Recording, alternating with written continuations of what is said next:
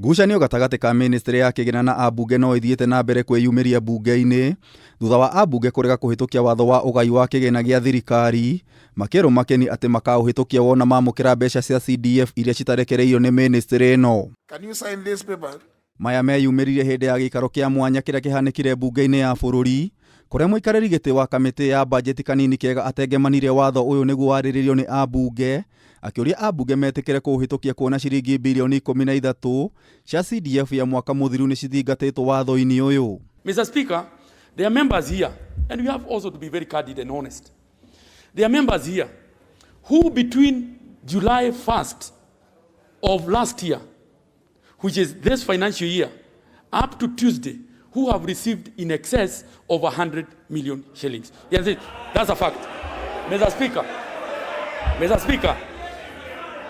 Speaker, let me explain. No ritana riri ria kanini kega niritungirie uregani ni ambunge aria maroiga ati ministry ya kigina ndikoretwo ikirekereria mbeca cia CDF undu uria riu utumite mihango ya ukuria wa icigo cia ubunge kurugama. We have only received that 6% of the allocation which we are supposed to receive, Honorable Speaker.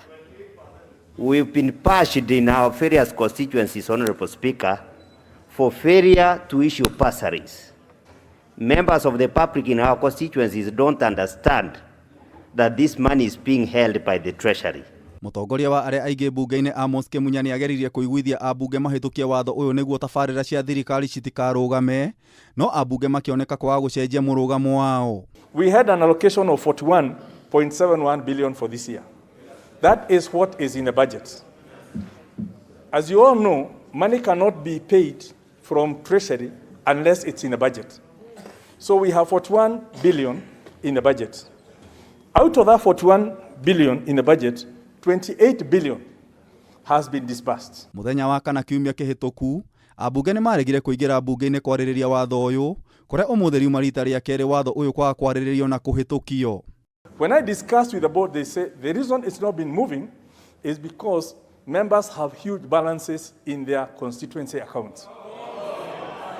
Ambunge moigite ministry ya kigina irekereirie ciringi milioni 16 kuri o gicigo kia ubunge hari ciringi milioni 100 rire mwaka wa thirikari utigitie oro mieri 3 tu uthire. The issue that probably we need to be clear about is that 14 billion plus now the 11 billion that is remaining of this financial year, which will bring it to about 25 billion, is we need to have a clarity, and I think that is what has been, how it is going to be spread in such a way that before the end of this financial year, we have received the whole amount for this year and the arrears for the previous year. You are now being dragged to even get involved in trying to cool the house, because the mood here is what the members are bringing from the ground, where the members of the public are in dire need of the finances. Riu minister wa kigina Ukur Yatani aheto ihinda-ini ria nginyagia keri kiumia giukite akorwo atumite kigina kiu na akagea na giikaro na ambunge kwaga uguo mathi na mbere kungathiria cikaro cia kuhitukia watho uyu.